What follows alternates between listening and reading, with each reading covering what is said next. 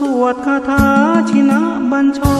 รองค์หลวงพ่อโตให้พรช่วยปกป้องคุ้มภัยยามเมื่อเราทุกข์หนักให้หยุดพักกายใจสวดพระคาถานี้ไว้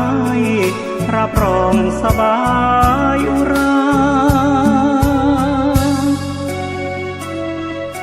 โอมศักดิ์สิทธิ์นักหนากว่าคาถาใดองค์หลวงพ่อโตท่านได้จากแดนศรีลังกามาเรียบเรียงขึ้นใหม่ให้เป็นสุดยอดคาถามันท่องภาวนาชีวิตก้าวหน้าสดใสภาวนาท่องคาถาทั้งปีพบแต่สิ่งดีเหมือนได้ชุบชีวิตใหม่ผลบุญเกื้อหนุนนำใจถ้าเรารักใครขอเขาท่องได้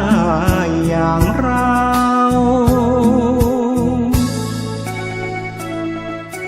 โอ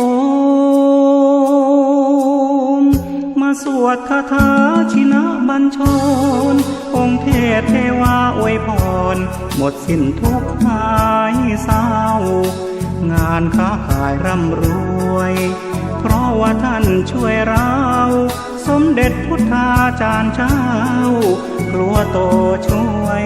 เป่าคาถา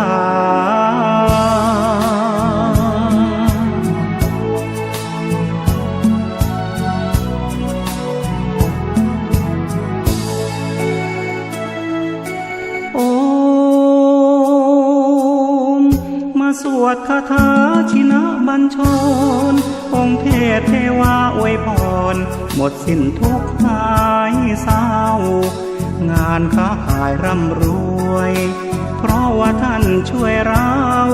สมเด็จพุทธาจารย์เจ้ากลัวโตช่วยเป่าคาถา